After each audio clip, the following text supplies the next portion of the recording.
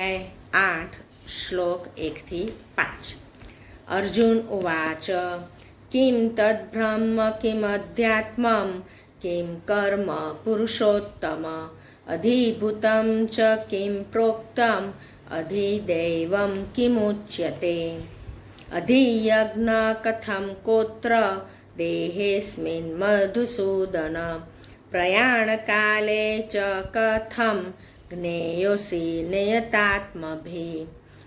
श्री भगवान उवाच अक्षरं ब्रह्म परमं स्वभावोऽध्यात्ममुच्यते भूतभावोद्भवकरो विसर्गः कर्मसंज्ञितः अधिभूतं क्षरो भाव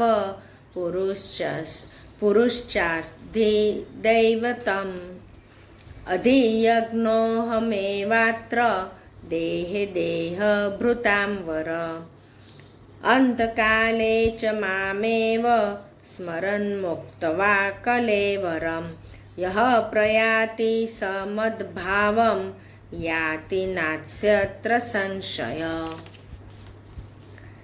હવે આપણે 8મા અધ્યાયમાં પહેલા શ્લોકમાં અર્જુન પાછો પ્રશ્ન પૂછે છે.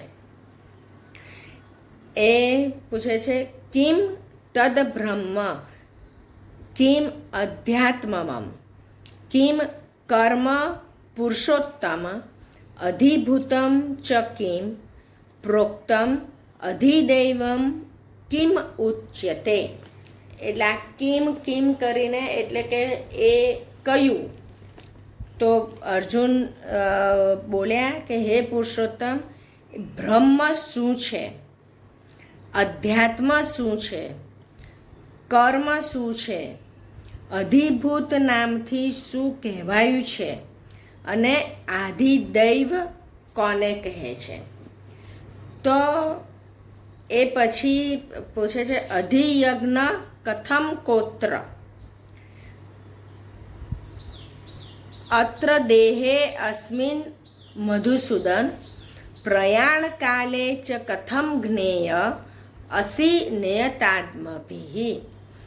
કે હે મધુસૂદન, આ પ્રસંગે અધિયજ્ઞ કોણ છે અને તે આ શરીરમાં કેવી રીતે છે તથા તમારામાં ચિત્ત પરોવેલા માણસો વડે અંતકાળે તમે કયા પ્રકારે ઓળખી શકાવો છો.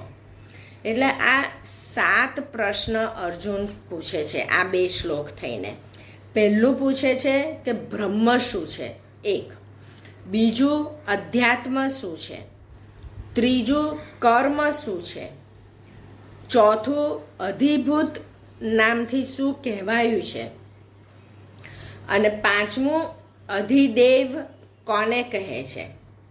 છઠ્ઠું આ પ્રસંગે અધિયજ્ઞ કોણ છે અને તે આ શરીરમાં કેવી રીતે છે. અને 7મો કે તમારા ચિત્તમાં પરોવેલા માણસો વડે અંતકાળે તમે કયા પ્રકારે ઓળખી શકાવો છો. હવે આપણો અંતકાળ આવતો હોય તો આપણે ભગવાનને કેવી રીતે ઓળખી શકીએ, કે તમે કેવી રીતે ઓળખી શકાવો છો. આવા 7 પ્રશ્ન અર્જુને કર્યા 8મા અધ્યાયના સ્ટાર્ટિંગમાં. હવે જો ભગવાન જવાબ આપે છે. ભગવાન ઉવાચ અક્ષરમ બ્રહ્મ પરમમ સ્વભાવઃ અધ્યાત્મમ ઉચ્યતે ભૂતભાવોદ્ભવકરઃ વિસર્ગઃ કર્મ સંજ્ઞિતઃ. એ કર્મ નામે ઓળખાયો છે. એટલે કહે છે કે પરમ અક્ષર બ્રહ્મ છે. જુઓ, પહેલો પ્રશ્ન જે હતો કે બ્રહ્મ શું છે, તો એમાં લખ્યું છે પરમ અક્ષર બ્રહ્મ છે.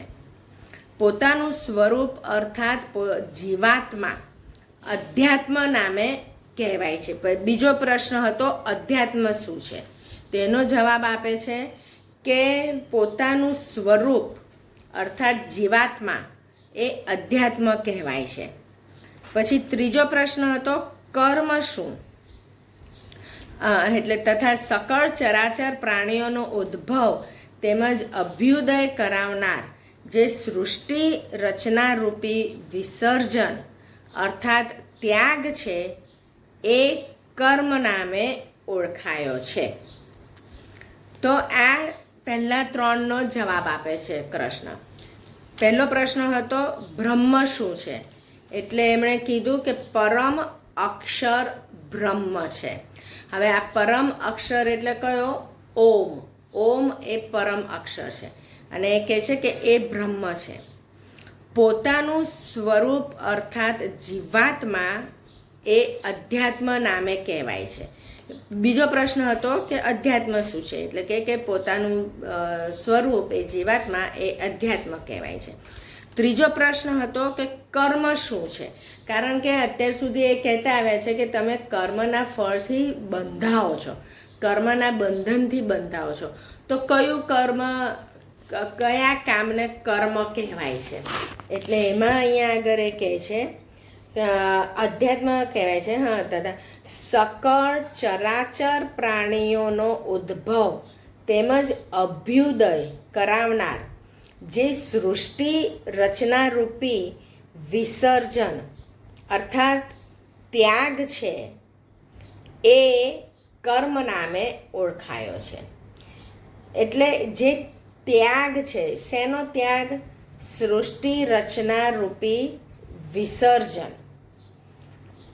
હવે એમણે કીધું કે પહેલાં પોતાનું સ્વરૂપ એ જીવાત્મા એ અધ્યાત્મ છે અને આ સકળ ચરાચર પ્રાણીઓનો ઉદ્ભવ અને અભ્યુદય કરાવનાર સૃષ્ટિ રચનારૂપી.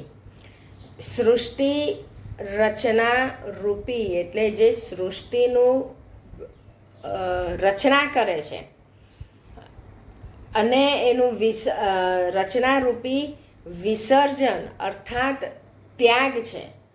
એટલે કે આખી સૃષ્ટિની રચના કરી પણ આટલું મોટું કર્મ કરીને બી એને ત્યાગી દીધું, કારણ કે કૃષ્ણ કોઈ કર્મથી બંધાતા નથી.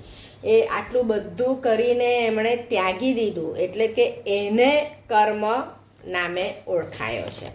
એટલે પહેલા ત્રણનો જવાબ આપ્યો. પછી ચોથા શ્લોકમાં કહે છે અધિભૂતમ ક્ષરઃ ભાવઃ પુરુષઃ ચ અધિદૈવતમ અધિયજ્ઞ અહમ એવ અત્ર દેહે દેહભૃતામ વર. એટલે કે ઉત્પત્તિ વિનાશીલ પ્રત્યેક પદાર્થ અધિભૂત છે. હવે પ્રત્યેક પદાર્થ જે ઉત્પન્ન થાય છે અને વિનાશીલ છે એ પદાર્થ એ અધિભૂત છે.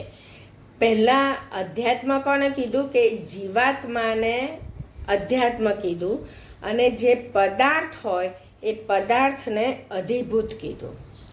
હિરણ્યમય પુરુષ અધિદેવ છે.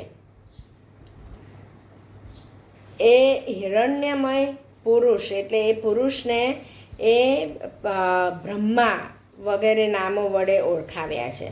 એટલે આધિદેવ કોણ છે? એ બ્રહ્મા.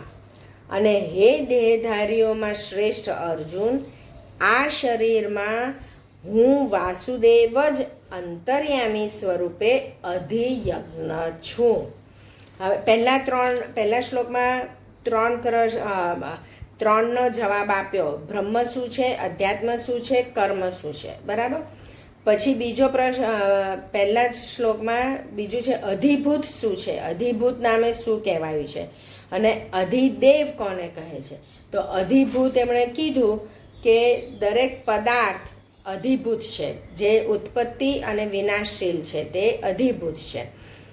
અને અધિદેવ એ હિરણ્યમય પુરુષ અને કે આ શરીરમાં હું અધિયજ્ઞ છું, અંતર્યામી. એના પછીના શ્લોકમાં પૂછે છે અધિયજ્ઞ કોણ છે?